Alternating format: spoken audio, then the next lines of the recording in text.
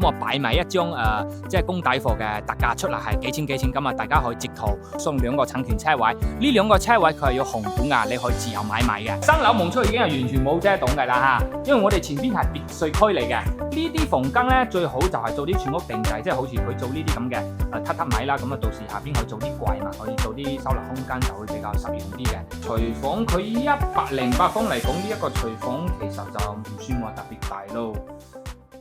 Hello， 大家好，我係阿 D， 今一集咧帶大家嚟到我哋嘅生鄉，咁睇到我身後呢個景觀啦，咁好多街坊應該都估到係邊個樓盤啦，冇錯啊，就係我哋嘅華佛觀山水。因為觀山水呢一度咧，佢而家係有一批公底貨推出嚟，咁啊價錢咧就會比較平，而且咧而家買咧只需要加多1萬蚊，佢可以送多2個產權車位俾你啊！你冇聽錯啊，係加1萬蚊送2個產權車位，呢2個車位佢係要紅本啊，你可以自由買賣嘅。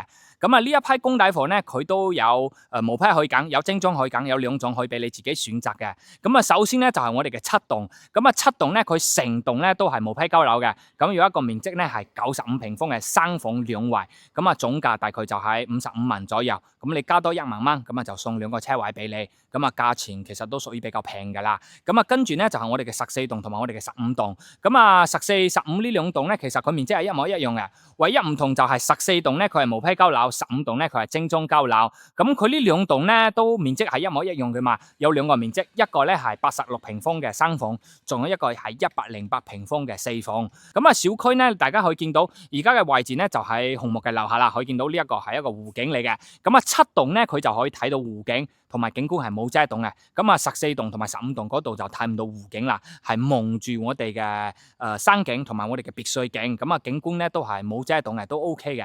咁啊落到樓下咧，你平時買嘢咁啊就有自己嘅商業街，咁啊生活超市啦，食嘢啊基本上都有啦，乜都比較方便噶啦。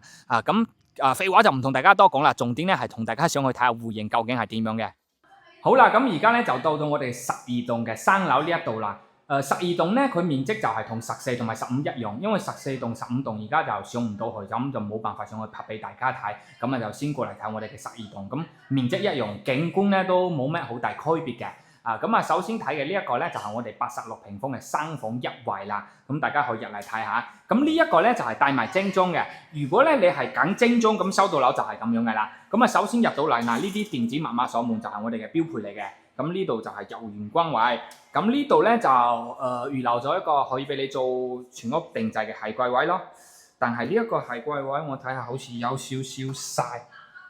但係好似有少少細，呢一個做咗，如果做鞋櫃咧，應該我估擺唔到鞋噶啦。如果出嚟少少應該就 OK 嘅，但係佢都預留咗俾你啊。咁可以入嚟睇下。咁客廳嘅開間咧就去到3.6米嘅啦。咁啊開間其實都 OK 嘅。咁佢餐廳同埋我哋客廳咧係同等尺寸嚟嘅。咁就正常啦，因為佢裝修就係咁啊。乳膠漆咁啊就啲瓷磚同埋啲玻璃啊呢啲就幫我哋搞好，同埋呢啲燈啊就有嘅啦。咁啊空調咧就冇嘅。咁啊，呢啲就後期睇點去申請噶啦。咁呢邊咧就過嚟睇下我哋嘅廚房。咁廚房，佢廚房呢度仲有個陽台喎，去入嚟睇下。嗱，仲有個生活陽台嘅。咁啊，生活陽台就係送一半面積咯，都 OK 嘅。呢個生活陽台都夠大嘅。但係廚房咧就一般般啦。但係86平方係咁嘅啦。佢雪櫃位咧就會比較細嘅雪櫃位呢個位置。嗱，咁啊，跟住我哋睇翻陽台先。咁啊，陽台望出去景觀就係冇遮擋。我哋而家喺新樓嘅，新樓望出去已經係完全冇遮擋嘅啦嚇。因為我哋前邊係別墅區嚟嘅，咁啊望出去就景觀都 OK 嘅。咁啊14棟同埋15棟嗰邊咧望出去都係望到我哋嘅別墅嘅，咁啊景觀其實都算 OK 嘅。反正始終都唔會話遮擋，即係好似你咁呢啲咁嘅低樓層新樓咧都係冇遮擋，前面係別墅嘛。咁你如果係景觀靚啲嘅咧，10幾樓啊、20幾樓啊嗰啲，仲更加靚嘅啲景觀。嗱，咁啊，跟住我哋去睇翻房間，3間房一個洗手間嘅。嗱，咁啊，首先睇翻呢間咧就我哋嘅客房，佢啲房間做得其實就唔錯嘅，咁啊就風風靜靜，即係冇咩廚位喺嗰度嘥啲位嘅。咁啊呢一個位置飄窗就係贈送啦，呢啲舊樓裝修就係咁樣 OK 嘅，舊樓標準就正正常常。咁啊呢邊就係我哋嘅洗手間，咁啊洗手間就公室分離啦，身段式咁啊，空間都夠位嘅。呢一個洗手間其實都 OK 嘅，夠大嘅。咁啊，跟住咧呢一間就係我哋嘅陽台房。咁呢一間陽台房咧，佢係送咗一半面積嘅，因為以陽台佈建嘅，就有一半面積係贈送俾我哋嘅。咁啊，呢啲到時都幫我哋做好景觀嗱，都 OK 嘅，都冇咩遮擋嘅呢一度。最後咧就係我哋一個主人房啦。咁啊，主人房都係風風靜靜啦，擺到佢呢兩個七蘇咁樣做咧，就擺米5床，即係擺唔到米8。如果你到時收到嚟咧，往呢邊再移翻啲咁啊，就擺一張米8床就 O K 㗎啦。即係你做單邊落床嘛，就 O K。咁啊，嗰邊仲要做衣櫃嘛，咁啊就係咯，冇咩區別。咁啊，景觀都係一樣，都完全係冇遮擋嘅。咁呢一個咧就係我哋嘅86平方嘅3房1衛啦。跟住呢個就係我哋108平方嘅4房啦。咁啊，呢一個108咧，佢係一個獨戶嚟嘅。咁啊，呢一邊咧有一條通道可以俾我哋自己單獨去使用嘅。咁啊，呢一個係我哋消防通道嚟㗎啦。咁你如果係俾你自己用，你唔好擺太多嘢，即係唔好阻住人哋消防通道就 O K 㗎啦。即係你喺呢度擺個鞋櫃都 O K 冇問題嘅。而且佢呢度係有一個窗去俾我哋通風嘅。咁入到嚟先係我哋呢一個面積入邊嘅。咁呢一個咧，而家見到嘅係我哋嘅示範單位。咁交樓標準咧就係同我哋啱先提嗰個86係一樣嘅，嗰個先係交樓標準。呢個係我哋嘅用品房嚟嘅。咁啊，首先入到嚟啦，呢個就係我哋嘅右玄關。咁右手邊呢一度咧都有一間房嘅。咁呢一間房咧係送咗一半面積俾我哋嘅，咁啊都 OK 嘅。所以佢先話做到4間房。咁入到嚟睇到嘅，佢就係南北通，而且咧係2個陽台嚟嘅。咁啊，首先我哋睇翻呢邊嘅主陽台先啦。咁客廳嘅開間咧都係有3米8嘅，都 OK 嘅。咁啊出到嚟咧就係我哋嘅陽台。咁啊陽台嘅景觀咧都係冇遮擋啦，可以望到嘅。可以睇下 OK 嘅，望住我哋嘅別墅景冇咩問題。咁啊跟住我哋睇翻我哋嘅生活陽台同埋我哋嘅餐廳。咁啊餐廳呢一度咧佢就擺咗一張呢度係幾人？8人咯，8人嘅餐台，仲有咁大位置。咁啊到時呢度如果你做櫃咧，仲可以做成排全屋定製櫃都 OK 嘅。咁啊如果唔做咁樣都好，係嘛？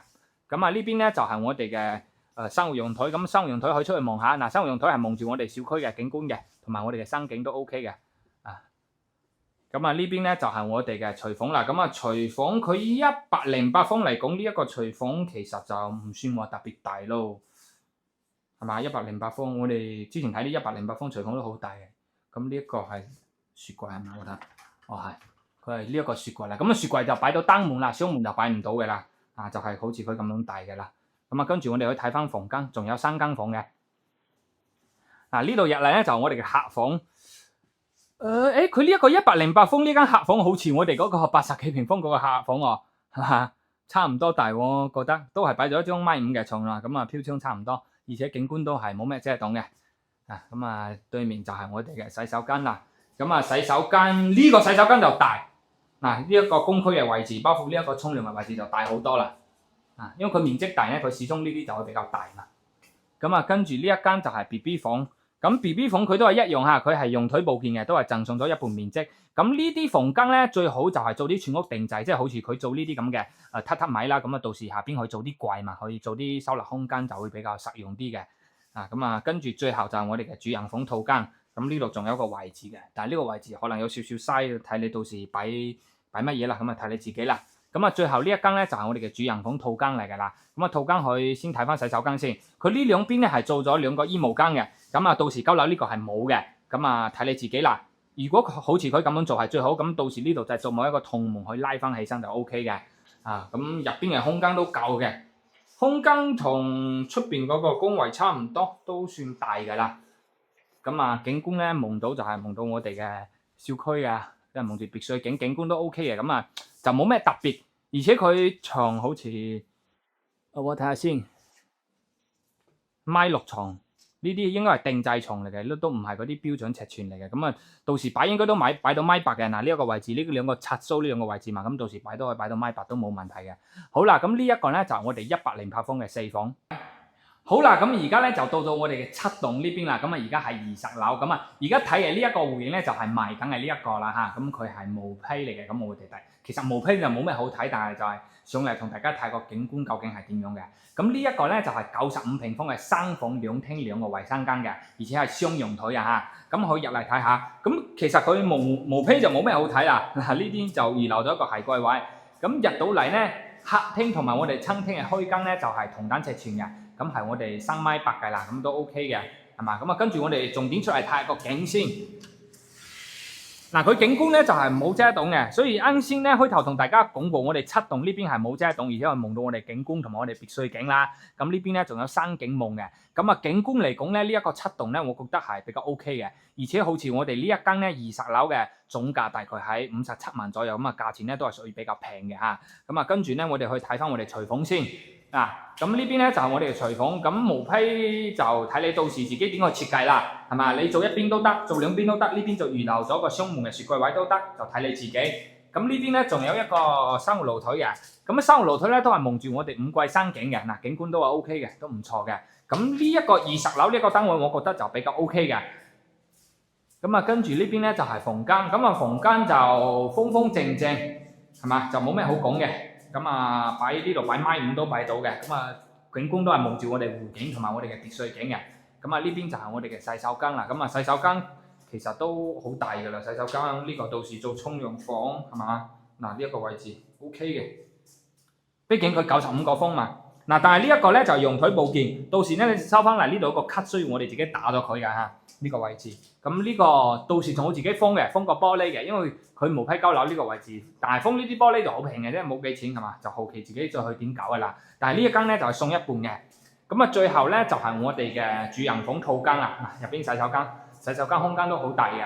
咁呢邊主人房擺米白床，嗰邊做衣櫃。